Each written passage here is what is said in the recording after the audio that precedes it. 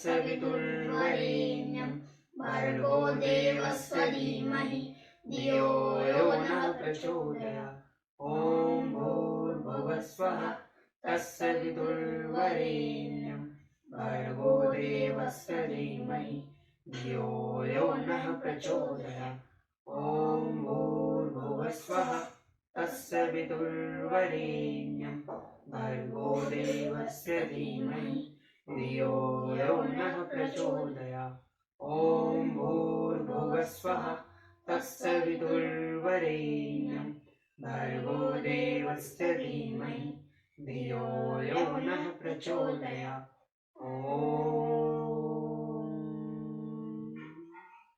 जय श्री राम, जय श्री राम, जय श्री जय विष्णु, जय विष्णु।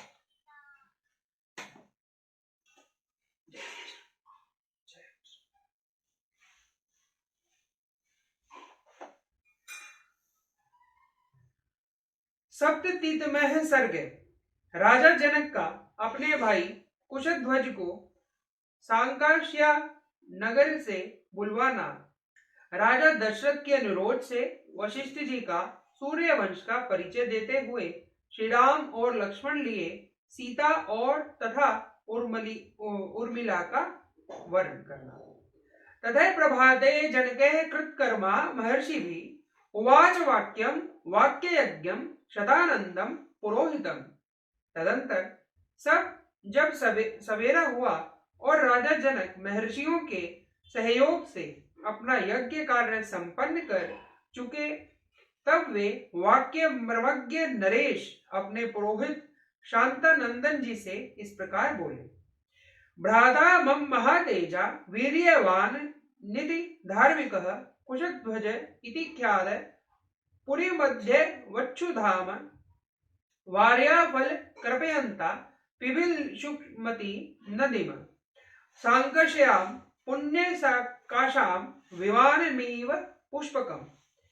ब्राह्मण मेरे महातेजस्वी और पराक्रमी भाई कुशध्वज जो अत्यंत धर्मात्मा है, उस समय इक्षुमती नदी का जल पीते हुए उसके किनारे बसी हुई कल्याणमयी शांकश्या नगरी में निवास करते हैं। उसके चारों ओर के परकोटों की रक्षा के लिए शत्रुओं के निवारण में समर्थ बड़े बड़े यंत्र लगाए गए हैं। वह पूरी पुष्पक विमान के समान विस्तृत तथा पुण्य से उपलब्ध होने वाले स्वर्गलोक के सदृश सुंदर है। तमहम दृष्टि विच्छामि यज्ञ गोप्ता समय मतः प्रीतिम सोपि महातेजा इमाम भोक्ता मया सह। वहां रहने वाले अपने भाई को इस शुभ अवसर पर मैं यहाँ उपस्थित देखना चाहता हूँ, क्योंकि मेरी दृष्टि में वे मेरे इस यज्ञ संरक्षक है।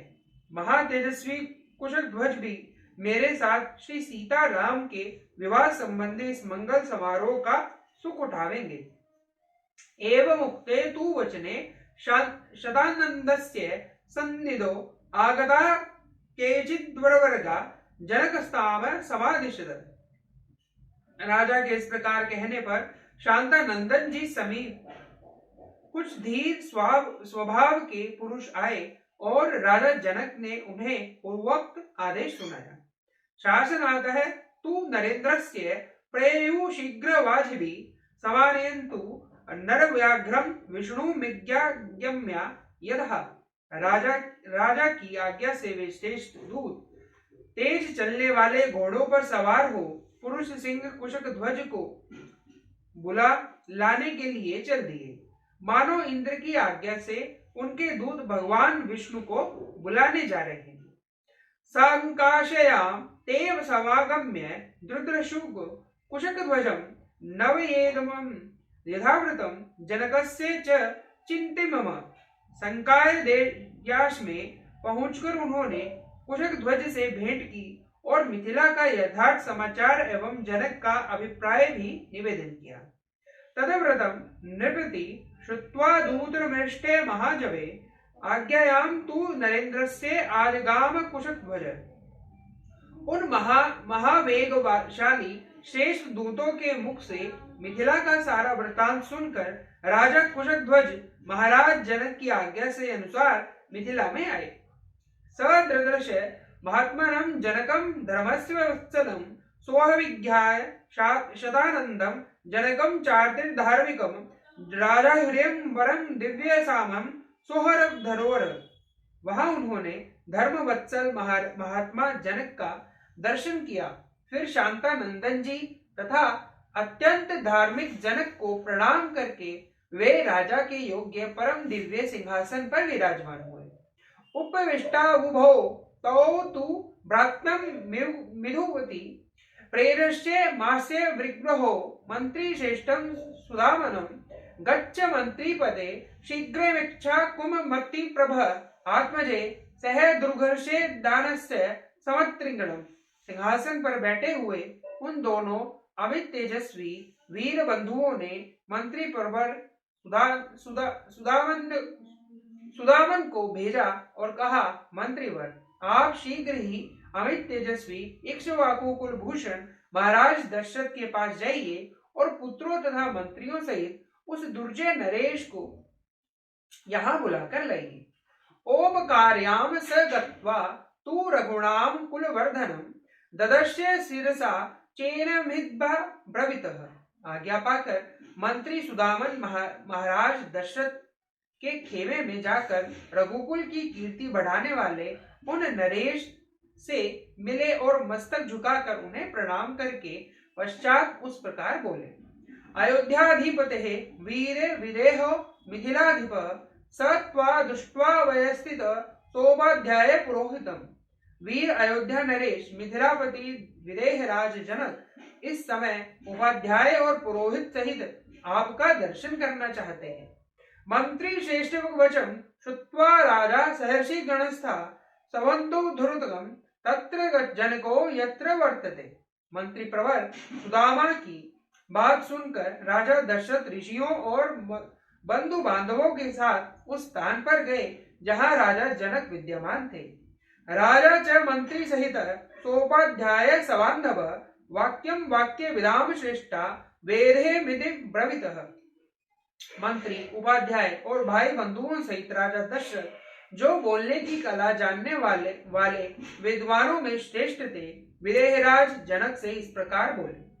विदिदम ते महाराज इक्ष्वाकु कुल देवतम वक्ता सर्वेशा कृतयेषु वशिष्ठः भगवान ऋषि। महाराज, आपको जो विदित ही होगा कि इक्ष्वाकु कुल के देवता ये महर्षि वशिष्ठ जी ही हैं। हमारे यहाँ सभी कार्यों में ये भगवान वशिष्ठ जी मुनि ही कर्तव्य का उपदेश करते हैं और इन्हीं की आज्ञा का पालन किया जाता है। विश्वामित्राभयनुज्ञात सह सर्व महर्षि भी एष वक्षति धर्मात्मा वशिष्ठो में यथाक्रमम्। यदि संपूर्ण महर्षियों सहित विश्वामित्र जी की आज्ञा हो तो ये धर्मात्मा वशिष्ठ ही पहले मेरी कुल परंपरा के क्रमशः परिचय देंगे। तृणीभूते दशरथे वशिष्ठो भगवान ऋषि उवाच वाक्यम वाक्यज्ञो वेदेह सुपुरोधनम। यो कहकर जब राजा दशरथ चुप हो गए तब वाक्यवेत्ता भगवान वशिष्ठ मुनि पुरोहितों सहित विदेहराज से इस प्रकार बोले। अव्यय प्रभवो ब्रह्मा शाश्वतो नित्य अव्यय तस्मान मरीचि संजगे मरीचे कश्यप सुतः व्यवस्वान कश्यप रावज्ये मुनि सत्वे समृतः। ब्रह्मा जी की उत्पत्ति का कारण अव्यक्त है, ये स्वयं भू है, नित्य शाश्वत और अविनाशी है। उनसे मरीचि की उत्पत्ति हुई है। मरीचि के पुत्र कश्यप हैं। कश्यप से विवस्वान का और विवस्वान से वैवस्वत मुनि मनु का जन्म हुआ। मनु प्रजापति पूर्वमीक्षाकृष्टे मनोसुतः तमीक्षण कुमयोध्यायं राजानं विधि पूर्वकम। मनु पहले प्रजापति थे, उनके इक्ष्वाकु नामक पुत्र हुआ। उन इक्ष्वाकु को ही आप अयोध्या के प्रथम राजा समझे। इक्ष्वाकुस्तु सुतः श्रीराम कुक्षित देव विक्षुतः कुरुक्षेत्र आत्मज श्रीराम विकुरुक्ष पदध। इक्ष्वाकु कुल के पुत्र का नाम कुक्षी था। वे बड़े तेजस्वी थे। कुक्षी से विकुक्षी नामक कांतिमान पुत्र का जन्म हुआ। विकुक्षी तेस्तु महातेजा बाणम पुत्रम प्रतापवान बाणस्य तु महातेजा अन्यरण्य प्रतापवान। विकुकुक्ष के पुत्र महातेजस्वी और प्रतापी बाण हुए। बाण के पुत्र का नाम अनरण्य था। वे भी बड़े तेजस्वी और प्रतापी थे। अरण्यनाद प्रजुयज्ञे त्रिशंकुस्तुः पृथोरपि त्रिलोकस्थे भवत पुत्रो धुंधुमार महायशः। अरण्य ने पृथु और पृथु से त्रिशंकु का जन्म हुआ और त्रिशंकु के पुत्र महायशस्वी धुंधुमार थे। धुंधुमारंत महातेजा युवनावश्च महारथ युवनावश्च सुचि सीमांत धाता पृथ्वी विपति। धुंधुमार से महातेजस्वी महारथी युवनाश्वक का जन्म हुआ।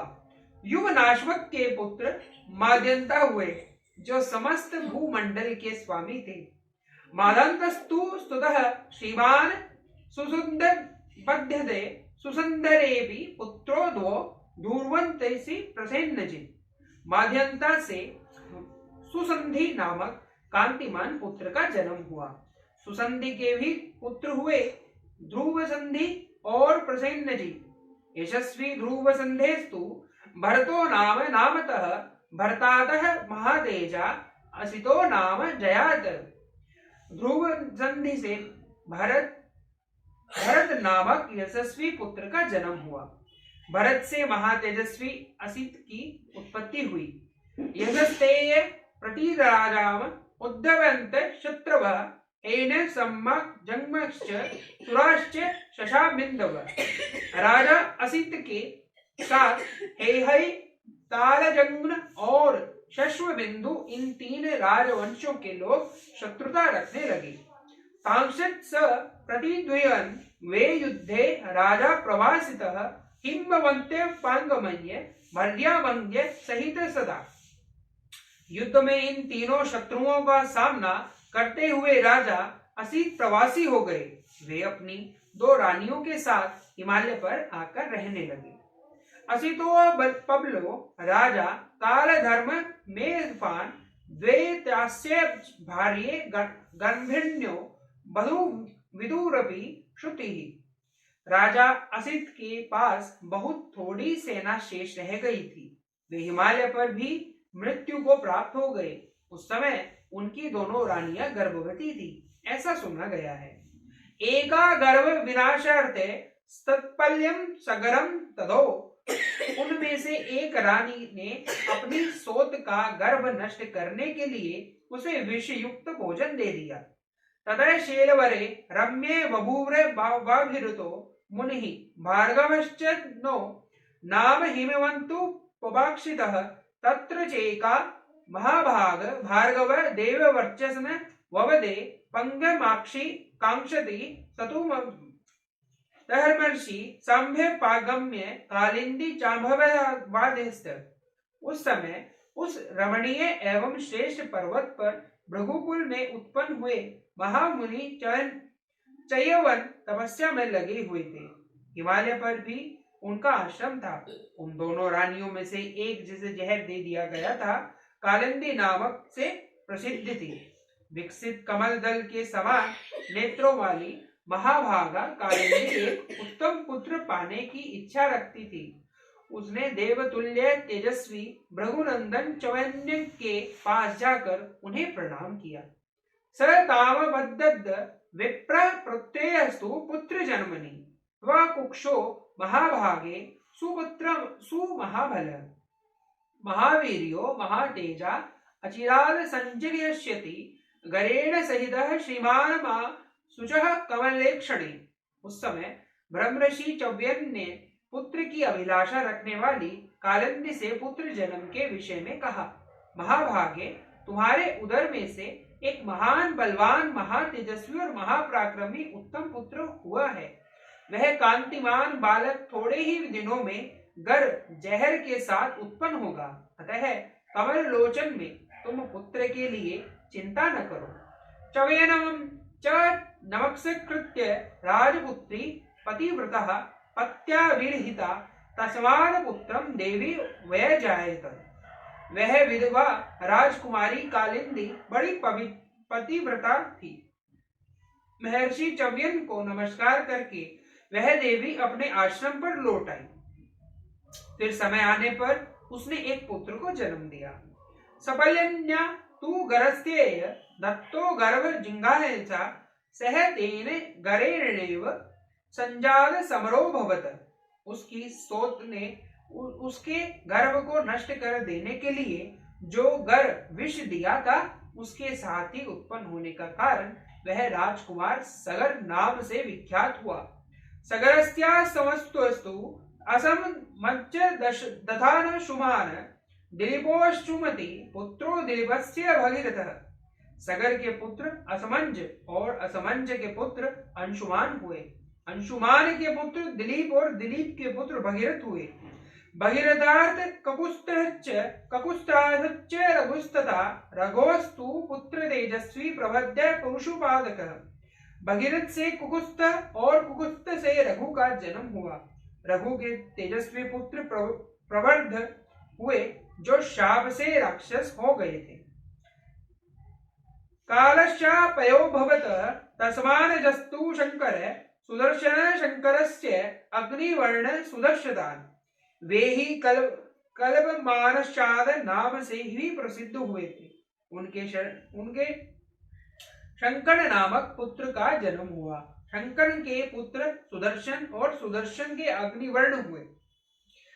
शीघ्र गत्यस्य गृणस्य शीघ्रणस्य मरुसुतः मरो प्रश्न श्रुत्वा सिंधवर्णिश्च प्रभुक्षुता। अग्रवर्ण के शीघ्रक और शीघ्र के पुत्र मरु थे। मरु से प्रशुक्षुक और प्रशुषुक से अम्बरीश की उत्पत्ति हुई। अम्बरीशस्य पुत्रस्य पुत्रहुश्च महीपति नहुषस्य यथास्तु नाभागस्तु यथावितज। नाभागस्य बभूवाज अजाद दशरथो भवत। अस्माद दशरथो रज्जादतो भ्रातरो राम लक्ष्मणो। अम्बरीष के पुत्र राजा नहुष हुए। नहुष के ययाति और ययाति पुत्र नाभाग थे। नाभाग के अज हुए। अज से दशरथ का जन्म हुआ। इन्हीं महाराज दशरथ के ये दोनों पुत्र श्री राम और लक्ष्मण उत्पन्न हुए। आर्य वंश विशुद्धान राज्यम परम धीर्मणाम इक्ष्वाकु कुल जतानाम वीराणाम सत्य विदराम। इक्ष्वाकु कुल में उत्पन्न हुए राजाओं का वंश आदि काल से ही शुद्ध रहा है। वे सब के सब परम धर्मात्मा वीर और सत्यवादी हुए हैं। राम लक्ष्मणायोर्थे त्वस्तु वरदे नृपः सद्राश्चभ्य नरशेष सदृश्य धातु महर्षि। नरशेष नरेश्वर इसी इक्ष्वाकु कुल में उत्पन्न हुए श्री राम और लक्ष्मण लिए मैं आपकी दो कन्याओं का वर्णन करता हूँ। ये आपकी कन्याओं के योग्य और आपकी कन्याएं इनके योग्य, अतः आप इन्हें कन्यादान करें।